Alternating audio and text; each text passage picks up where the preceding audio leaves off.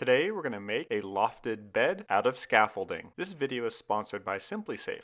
It's a really well designed security system that's easy to install and looks great. I'll tell you a little bit more about the system that I use in my home a little later in the video. So I recently bought some land in Joshua Tree, California, and I'm going to build my next house here. But as you can see, the land is empty and I'm going to need a place to stay during construction.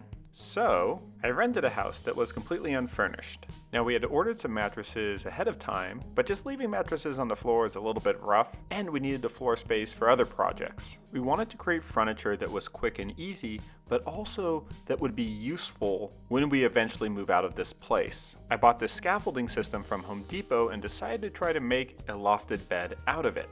This basic frame cost me about $120 and went together real easy. This 7-foot long aluminum deck cost me about $100, but was too narrow to use as a bed, so we took it apart. We cut 2x3s to replace the aluminum supports in between the aluminum rails, and cut down a 1/2-inch thick sheet of plywood to replace the piece of plywood that came with it. We then reassembled the deck using some stainless steel screws. Now because the span was wider, we added a few more 2x3s and had to drill some additional holes through the outer aluminum rails. The deck was still light enough to easily lift into place, and it has these cool locking mechanisms so that the whole thing won't come apart.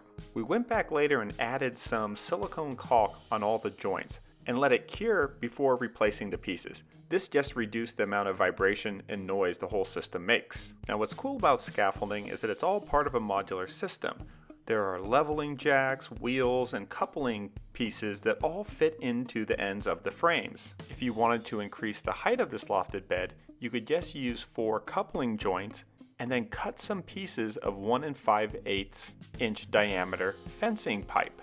This system is a little more cost effective than using the leveling jacks. But we decided not to use them after all because we had plenty of height underneath and our ceilings are kind of low. Now there's all sorts of things you can do with the space underneath. We decided to make both a desk and some closet space down there. This desk is super simple. We just used some 3/4 inch thick plywood and some 2x4s to make a nice waterfall plywood desk. I used 2-hole pipe straps to connect the desk to the scaffolding. I wanted to make an adjustable bedside table that would be useful for Netflix and chillin'. So we glued together 2 pieces of 3/4 inch thick plywood and sanded all the edges smooth before sealing it with a couple coats of Minwax polyacrylic. I then screwed it to the leveling jack, and now we have an adjustable bedside table or laptop stand. I cut a short piece of 1 1/2 inch diameter dowel, drilled some holes, and then used 1/4 inch rope to tie it to the underside of the deck. Now this worked just fine for the twin size mattress we used since there was plenty of space on either side. But if you wanted to use a larger mattress, you would probably need some rails.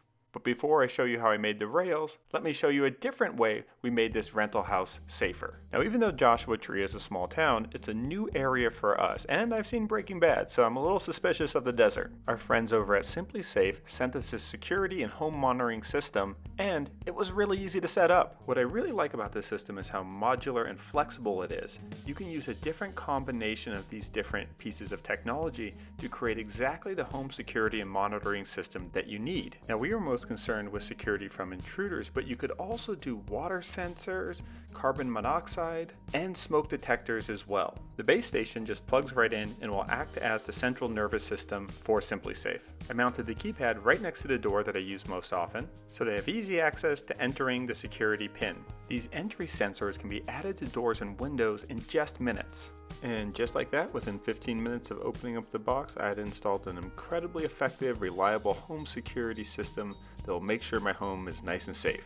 SimpliSafe is built for all kinds of worst case scenarios, and it's monitored by professionals who will call you in an emergency and send the police. It's a really well designed and thought out system, and the price is really fair. There's no contracts, and prices start at just $14.99 a month. So click on the link in the description box below and check it out for yourself.